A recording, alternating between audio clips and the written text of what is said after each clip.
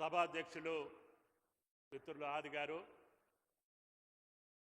ఈనాటి ఒక పుణ్య కార్యక్రమానికి, పవిత్ర కార్యక్రమానికి, దక్షిణ కాశీగా వెలుగొందుతున్నటువంటి రాజన్న ఆలయ అభివృద్ధికి ఆనాటి పిసిసి అధ్యక్షుడిగా, కాంగ్రెస్ పార్టీ రథసారథిగా రాబోయే కాంగ్రెస్ ప్రభుత్వంలో, ప్రజాపాలనలో, ఇందిరమ్మ రాజ్యంలో రాజన్నకి అభివృద్ధి కార్యక్రమాలు చేపడతాము, ఈ పుణ్యక్షేత్రాన్ని అభివృద్ధి చేస్తాను అని చెప్పి మాట ఇచ్చి ఈరోజు 10 నెలల కాలంలోనే దానికి రూపకల్పన చేసి ఆ అభివృద్ధి కార్యక్రమాల శంకుస్థాపన సందర్భంగా ఈ జిల్లాలో అనేక అభివృద్ధి కార్యక్రమాల శంకుస్థాపనకి విచ్చేసినటువంటి గౌరవ ముఖ్యమంత్రి రేవంత్ రెడ్డి గారికి, గౌరవ మంత్రివర్యులు ఉత్తమ్ గారికి, దామోదరం గారికి, అదేవిధంగా శ్రీధర్ బాబు గారికి,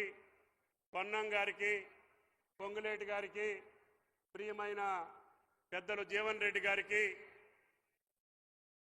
గౌరవనీయులు రాష్ట్ర పిసిసి అధ్యక్షులు, శాసన మండలి సభ్యులు మహేష్ కుమార్ గౌడ్ గారికి, వేదికను అలంకించినటువంటి నా తోటి శాసనసభ్యులు, అదేవిధంగా ప్రజాప్రతినిధులు, ఈ ప్రాంత ప్రజానీకానికి ధన్యవాదాలు తెలియజేస్తా, ఈరోజు సిరిసిల్ల, వేములవాడ అనేక సంవత్సరాలుగా నేతన్నల యొక్క జీవితాలతోటి ఆటలాడుకున్నటువంటి రాజకీయ పార్టీలు, ప్రభుత్వాలు కేవలం మాటలతోటే ఆడని పురికొల్పి, ఆడని భావోద్వేగానికి గురి చేసి, వాళ్ళ జీవితాలని భగ్నం చేసి ఆత్మహత్యలకి పురికొల్పేటటువంటి మాటలు తప్ప ఎప్పుడు ఏ ప్రభుత్వాలు కూడా వాళ్ళకి చేయూతనిచ్చినటువంటి అవకాశాలు తక్కువ.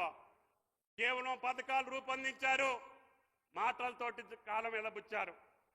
కానీ గౌరవ ముఖ్యమంత్రి రేవంత్ రెడ్డి గారు వచ్చిన తర్వాత వాళ్ళు ఎగవేసినటువంటి పాత బాకీలను తీర్చుకుంటూనే ఈ రోజుకి 1000 కోట్ల రూపాయలు ఈ సిరిసిల్ల, వేములవాడతోటి పాటు ఈ రాష్ట్రంలో ఉన్నటువంటి చేనేత కార్మికుల యొక్క జీవితాల కోసం ఆనాడు ఆది శ్రీనివాస్ గారు, మహేందర్ రెడ్డి గారు, జిల్లా మంత్రివర్యులు పొన్నం గారు, శ్రీధర్ బాబు గారి యొక్క విజ్ఞప్తి మేరకి వాళ్ళ బాకీలు తీర్చుకుంటూనే ఈనాడు 30 సంవత్సరాలుగా ఉన్నటువంటి వాళ్ళ చిరకాల కోరిక యారిన్ డిపో, దానివల్ల చేనేత కార్మికులకి, చిన్న ఆసాములకి లాభం చేకూరాలని, వాళ్ళ జీవితాల్లో వెలుగులు నింపాలని, మనకున్నటువంటి సంస్కృతి సంప్రదాయాలు, భారతదేశంలో ఉన్నటువంటి ఈ ఉన్నతమైనటువంటి వృత్తికి మళ్ళీ పునాదులు కల్పించి వాళ్ళ జీవితాలని వెలుగుమయం చేయాలని చెప్పి ఈ రాష్ట్ర ప్రభుత్వం,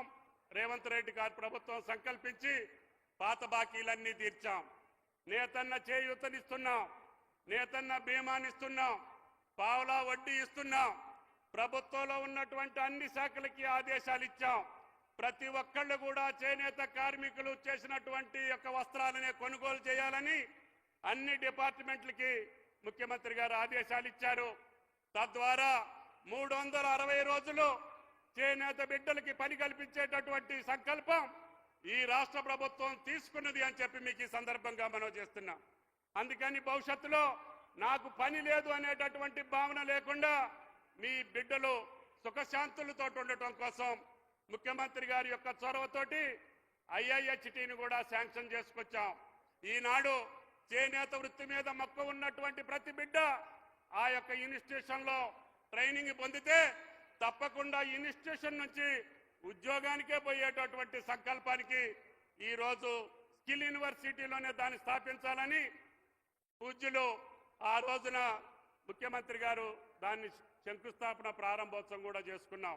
భవిష్యత్తులో చేనేతకు సంబంధించినటువంటి ఏ సమస్య వచ్చినా మీరు ఎన్నుకున్నటువంటి ప్రభుత్వం, మీరు కోరుకున్నటువంటి ప్రభుత్వం, మీరు కావాలనుకున్నటువంటి ప్రజారాజ్యంలో తప్పకుండా ఎన్ని ఇబ్బందులు వచ్చినా, ఆర్థిక పరమైనటువంటి సమస్యలున్నా మీ సమస్యలకు ఎట్టి లోటు లేకుండా మీ శాసనసభ్యులు, మీ ప్రజాప్రతినిధులు, మీ మంత్రులు చెప్పినటువంటి కోరికలన్నీ తీర్చే బాధ్యత రేవంత్ రెడ్డి గారి ప్రభుత్వం తీసుకున్నది అని చెప్పి నేతన్నలకు విజ్ఞప్తి చేస్తున్నాం.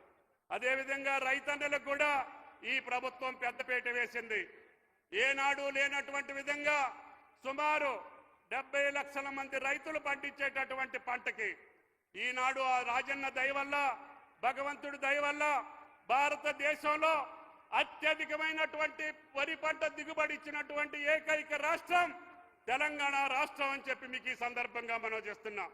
1,53,00,000 టన్నులు, మెట్రిక్ టన్నులు ఈనాడు వరి ఉత్పత్తి చేసినటువంటి తెలంగాణ రైతాంగానికి చేతులెత్తి నమస్కరిస్తున్నాం.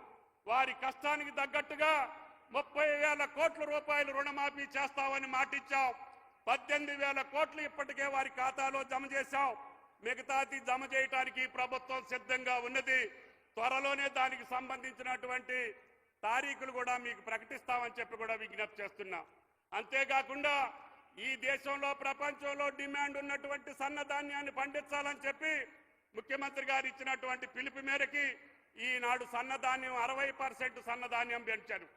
గతంలో 20% పండించేటటువంటి రైతులు 500 బోనస్ వస్తుందని చెప్పి దాన్ని మనం పండించడం మూలాన ఈరోజు ఇతర రాష్ట్రాలు, ఇతర దేశాలు కూడా తెలంగాణ బియ్యం కోసం ఎగబడుతున్నారంటే అది కాంగ్రెస్ ప్రభుత్వం యొక్క కృషి, రేవంత్ రెడ్డి గారి యొక్క సంకల్పం, ప్రజారాజ్యం యొక్క విధి అని చెప్పి మీకు ఈ సందర్భంగా మనం చేస్తున్నాం. కాబట్టి తప్పకుండా రాజకీయ పార్టీలు, పాలించి ఓడించినటువంటి పార్టీలు కొన్ని చెప్తున్నాయి, అధికారంలోకి రావాలనుకున్నటువంటి పార్టీలు కొన్ని అబద్ధాలు చెప్పడానికి ప్రయత్నం చేస్తున్నాయి. ఏది చెప్పినా స్థిర సంకల్పంతో ఉన్నటువంటి కాంగ్రెస్ పార్టీ ప్రభుత్వం తప్పకుండా నేతన్నలకి, రైతన్నలకి న్యాయం చేయటం కోసమే ఈ ప్రభుత్వంలో మేము పనిచేస్తాం తప్ప తల దించే పని రాదు అని చెప్పి మీకు ఈ సందర్భంగా మనం చేస్తున్నా. ఎవళ్ళు మిమ్మల్ని ప్రలోభ పెట్టాలనో, లేదు మాయ మాటలతో ఇంకా మిమ్మల్ని భాగోద్వేగానికి గురి చేయాలనో, రైతన్నలకో, నేతన్నలకో వాళ్ళ రాజకీయ పబ్బం గడుపుకోవటానికి మాటలు చెప్తే వాటిని మీరు తిప్పికొట్టాల్సినటువంటి అవసరం ఉంది. మీకోసం పనిచేసినటువంటి ప్రజా పాలనని, కాంగ్రెస్ ప్రభుత్వాన్ని, రేవంత్ రెడ్డి గారిని ఆశీర్వదించమని చెప్పి మిమ్మల్ని అందరినీ కోరుకుంటూ సెలవు. Thank you.